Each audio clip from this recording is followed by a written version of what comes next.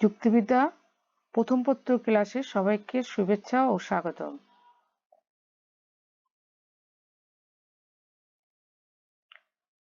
আমি শামীমা শাহীন, সহকারী অধ্যাপক, যুক্তিবিদ্যা, police line school and college, Rangpur.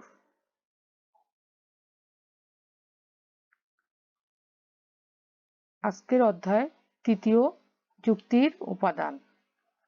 আজকে বিষয়বস্তু পদের ব্যাপ্তি। শিক্ষণফল পদের ব্যাপ্তি সম্পর্কে জানতে পারবো, পদের ব্যাপ্তির নিয়ম সম্পর্কে জানতে পারবো।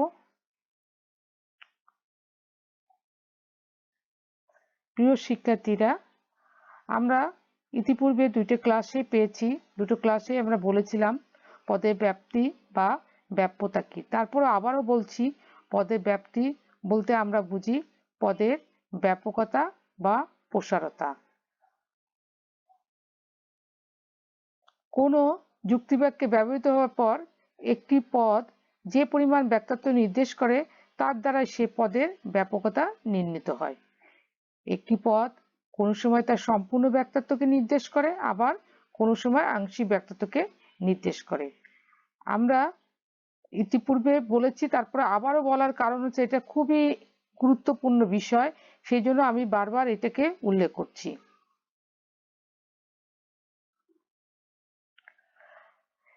পদের ব্যাপ্যতার নিয়ম কি ছিল, তারপর তোমাদেরকে আবার স্মরণ করে দিই। পদের ব্যাপ্যতার নিয়ম ছিল কয়টি? দুইটি।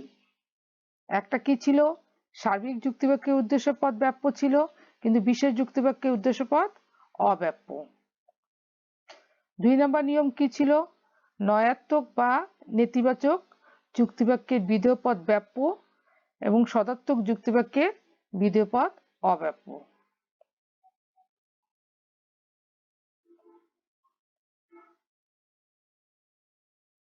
প্রিয় শিক্ষার্থীরা, আমরা এই যে যুক্তিবাক্যের যে চার প্রকার যুক্তিবাক্যের ক্ষেত্রে প্রয়োগ করলে যে আমরা ব্যাপ্যতার যে নিয়মগুলোকে প্রয়োগ করলে যে বাক্যগুলো পেয়েছিলাম এবং কোন পদ ব্যাপ্য কোন পদ অব্যাপ্য তা জেনেছিলাম।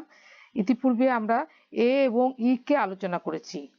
আজকে করব আই এবং ও যুক্তিবাক্য। প্রথমে দেখো আই যুক্তিবাক্য। আই যুক্তিবাক্য মনে করো কি বলেছিলাম আগে, যে আই যুক্তিবাক্যের উদ্দেশ্য ও বিধেয় উভয় পদই অব্যাপ্ত বা অব্যাপ্য। বারবার অব্যাপ্ত বা অব্যাপ্য কথাটি একই কথা, যা ব্যাপ্য তাই ব্যাপ্তি, যা অব্যাপ্য তাই হচ্ছে অব্যাপ্ত। তোমরা খেয়াল করবা যে এ যুক্তিবাক্যের উদ্দেশ্য ও বিধেয় উভয় পদই অব্যাপ্ত। তার মানে কি, এখানে কি, যেহেতু এটা সার্বিক না, এটা বিশেষ, তা বিশেষ যুক্তিবাক্যে কি বলেছিলাম? বিশেষ যুক্তিবাক্যের কোন পদ ব্যাপ্য ছিল, কোন পদ অব্যাপ্য ছিল? মনে করে দেখো, একটু চিন্তা করো যে কি ছিল। বিশেষ যুক্তিবাক্যের উদ্দেশ্য পদ কি ছিল? অব্যাপ্য ছিল। তাহলে আই যুক্তিবাক্য বিশেষ না সার্বিক? বিশেষ। অবশ্যই, থ্যাংক ইউ তোমাদের। বিশেষ যুক্তিবাক্য। তাহলে বিশেষ যুক্তিবাক্যের বিধেয় পদ অব্যাপ্য, তাহলে আই যুক্তিবাক্য বিশেষ, এই জন্য এর উদ্দেশ্য পদ অব্যাপ্য হবে। আবার বিধেয় পদ ও অব্যাপ্য কেন? কারণ বিধেয় পদ হচ্ছে সার্বিক, এটা হচ্ছে সার্বিক। আই যুক্তিবাক্য আই যুক্তিবাক্য ইতিবাচক, এই জন্য ইতিবাচক যুক্তিবাক্যের বিধেয় পদ অব্যাপ্য। তাহলে আই যুক্তিবাক্য যেহেতু বিশেষ এবং ইতিবাচক, সেই জন্য এই যুক্তিবাক্যের উদ্দেশ্য ও বিধেয় উভয় পদই অব্যাপ্ত বা অব্যাপ্য। এখন একটি উদাহরণ দিয়ে দেখাই। যেমন কিছু গরু হয় সাদা। এখানে কিছু গরু হয় সাদা বলতে এই যুক্তিবাক্যের উদ্দেশ্য গরু পদটিকে আংশিক অর্থে ব্যবহার করা হয়েছে। এখানে কি করা হয়েছে? গরু পদটিকে আংশিক অর্থে ব্যবহার করা হয়েছে। এখানে গরু শ্রেণীর একটি অংশের উপর বক্তব্য আরোপ করা হচ্ছে, অর্থাৎ এখানে গরু শ্রেণী কোন গরুর কথা বলা হয়েছে? সাদা গরুর কথা। সুতরাং একটা শ্রেণী, কাজে উদ্দেশ্য গরু পদটি অব্যাপ্ত। আবার বিধেয় সাদা পদটিকে আংশিক অর্থে গ্রহণ করা হয়েছে, কারণ সাদা পদটির আংশিক ব্যাপ্তত্বকে গরু শ্রেণীর একটি অংশের জন্য প্রয়োগ করা হয়েছে। এখানে সাদা বলতে সব গরু নয়, গরু ছাড়া আরো অনেক সাদা বস্তু আছে। সাদা পদের ব্যাপ্তত্ব খুব ব্যাপক এর একটি অংশকে শুধু গরুর ক্ষেত্রে স্বীকার করা হয়েছে, কাজে বিধেয় সাদা পদটিও অব্যাপ্য।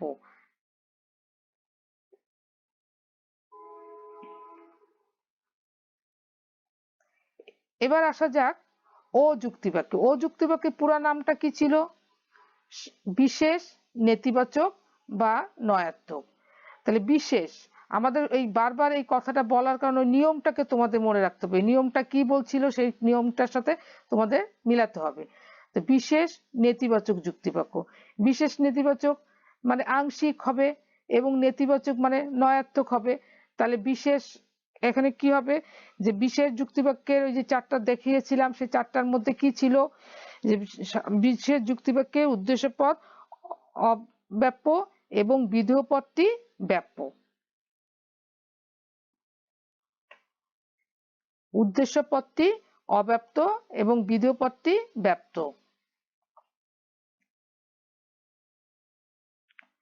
এখন উদাহরণ দেখো, কিছু ছাত্র নয় মেধাবী। কিছু ছাত্র নয় মেধাবী, এটা কি কোন ধরনের যুক্তিবাক্য? আমাদের সামনে ও বাক্য আছে, আমরা সেইভাবে বলবো শুধু তা নয়, এই বাক্যটাকে চিনতে হবে আগে যে কিছু সমগ্র কথা বলা হয়েছে, অবশ্যই নয়। এখানে আংশিক কথা বলা হয়েছে, কার সম্পর্কে? ছাত্র সম্পর্কে। এবং কি কথা বলা হয়েছে? মেধাবী। তাহলে কয়েকজন ছাত্র, কিছু ছাত্রের কথা, মেধাবী কথাটাকে সম্পূর্ণরূপে অস্বীকার করা হচ্ছে। তাহলে এখানে কি হবে, যে এখানে এই যুক্তিবাক্যে উদ্দেশ্য ছাত্র পদটিকে আংশিক অর্থে ব্যবহার করা হয়েছে। এখানে ছাত্র শ্রেণীর একটি অংশ সম্পর্কে এই কথাটিকে অস্বীকার করা হয়েছে, কাজেই উদ্দেশ্য ছাত্র পদটি অব্যাপ্য। সকল ছাত্রকে কিন্তু বলেনি, এখানে কিছু ছাত্রের কথা বলা হচ্ছে। কিন্তু বিধেয় মেধাবী পদটিকে এ যুক্তিবাক্যের সামগ্রিক অর্থে ব্যবহার করা হয়েছে। মেধাবী পদের সম্পূর্ণ ব্যক্তিত্বকে ছাত্র শ্রেণীর একটি অংশ সম্পর্কে অস্বীকার করা হয়েছে। প্রকৃতভাবে কোনো কিছু অস্বীকার করার সময় তাকে সর্বদাই সামগ্রিকভাবে করতে হয়, কাজেই উপরোক্ত যুক্তিবাক্যে বিধেয় মেধাবী পদটি ব্যাপ্ত। আবারও বলি, এখানে কিছু ছাত্র নয় মেধাবী, এই যুক্তিবাক্যটা যেহেতু বিশেষ নেতিবাচক, সুতরাং বিশেষ হওয়ার জন্য উদ্দেশ্য পদ অব্যাপ্য এবং নয়াত্মক হওয়ার জন্য বিধেয় পদটি ব্যাপ্য।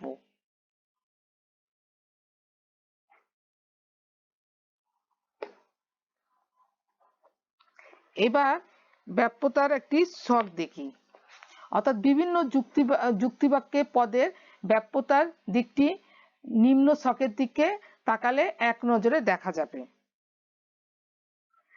খেয়াল করো, প্রথমে আমরা দিয়েছি যুক্তিবাক্য, তারপরে উদ্দেশ্য বিধেয়। কারণ হচ্ছে একটা যুক্তিবাক্যে তিনটি অংশ থাকে।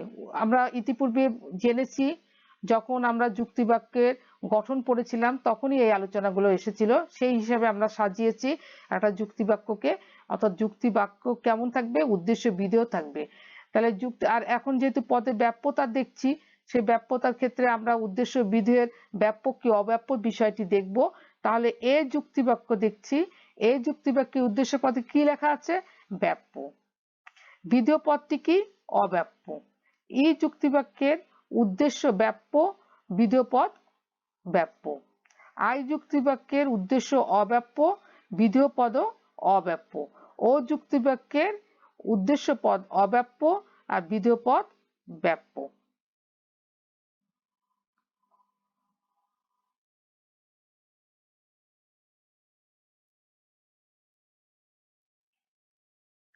এবার আসো আমরা যে এই যে পদ, এই যুক্তিবাক্য, ই যুক্তিবাক্য, আই যুক্তিবাক্য এবং ও যুক্তিবাক্য বারবার বলছি, এবং এই পদের ব্যাপ্যতা সম্পর্কে বারবার বলছি যে এই যুক্তিবাক্যের এই পদটি ব্যাপ্য, ই যুক্তিবাক্যের ওই পদটি ব্যাপ্য। এই যে বারবার বলছি এই কথাটাকে সহজ করে তুলে ধরার জন্য যুক্তিবিদ সুইনবার্গ বিভিন্ন যুক্তিবাক্যে পদে ব্যাপ্যতার বিষয়টি সংক্ষিপ্ত আকারে এক সূত্রের মাধ্যমে প্রকাশ করেছেন। এই সূত্রটি হচ্ছে অ্যাসিবি নব। অর্থাৎ এখানে আমরা দেখতে পাচ্ছি এ একটা দিয়েছে, তার পাশে ছোট্ট অক্ষরে এস দিয়েছে এবং ই আছে, তারপরে আছে এন, সরি বি, এবং আই আছে, তারপরে আছে এন, ও আছে, তারপরে পি আছে। এই শব্দটি মিলে হচ্ছে অ্যাসিবি নব। কোন যুক্তিবাক্য কোন পদ ব্যাপ্য তা সহজে মনে রাখার সুবিধার্থে যুক্তিবিদ্যা একটি সাংকেতিক বাক্য ব্যবহার করে। বাক্যটি হচ্ছে অ্যাজ ইভনং অপোসিসস ইন্ডিগো। এই বাক্যটির প্রতিটি শব্দ থেকে প্রথম দুটি অক্ষর নিয়ে একটি শব্দ তৈরি করা হয়েছে, সেটাই হচ্ছে অ্যাসিভি নব। স্মরণীয় যে এ শব্দটি বড় অক্ষরগুলো এক একটি যুক্তিবাক্য নির্দেশ করে। তাহলে আমরা কয়টা যুক্তিবাক্য দেখাবে? এখানে আমরা কয়টা যুক্তিবাক্য দেখেছি ইতিপূর্বে? আদর্শ যুক্তিবাক্য হিসেবে বারবার বলি এ, ই, আই এবং ও, অর্থাৎ এ যুক্তিবাক্য, ই যুক্তিবাক্য, আই যুক্তিবাক্য এবং ও যুক্তিবাক্য। তাহলে এই যে বড় অক্ষর যেগুলো আছে, এই বড় অক্ষরকে এই 4 প্রকার যুক্তিবাক্যে কোনো না কোনোটাকে নির্দেশ করছে। আর ছোট অক্ষরগুলো যেগুলো আছে সেটা হচ্ছে ব্যাপ্যতার নির্দেশক, অর্থাৎ একটা যুক্তিবাক্যের কোন পদ ব্যাপ্য কোন পদ অব্যাপ্য সেটাকে নির্দেশ করবে। অতএব এ অ্যাসিভি নব শব্দটির অর্থ দাঁড়ায় এ এস সমান, এ অর্থ কি দাঁড়াবে? এ যুক্তিবাক্য, আর এস অর্থ সাবজেক্ট বা উদ্দেশ্য। তাহলে কি দাঁড়ালো? এ যুক্তিবাক্যের উদ্দেশ্যপদ ব্যাপ্য, অর্থাৎ এ যুক্তিবাক্যের উদ্দেশ্যপদ ব্যাপ্য। ই বি সমান, ই অর্থ কি দাঁড়াবে? ই বাক্য, আর বি সমান বোথ, অর্থাৎ ই বাক্যের উদ্দেশ্য এবং বিধেয় উভয় পদই ব্যাপ্য। আই এন সমান, আই অর্থ আই যুক্তিবাক্য, আর এন অর্থ নান, অর্থাৎ আই বাক্য উদ্দেশ্য এবং বিধেয় দুটি অব্যাপ্য।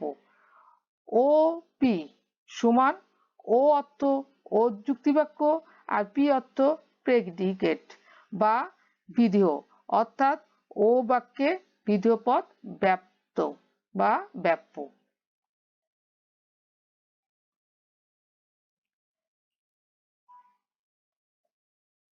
প্রিয় শিক্ষার্থীরা, আমরা কিন্তু মোটামুটি ভাবে পদের ব্যাপ্যতার অর্থাৎ যুক্তির উপাদান অধ্যায়ের পদের ব্যাপ্যতা সম্পর্কে জেনে গেলাম এবং এই অধ্যায়ের মোটামুটি শেষই হয়ে গেল।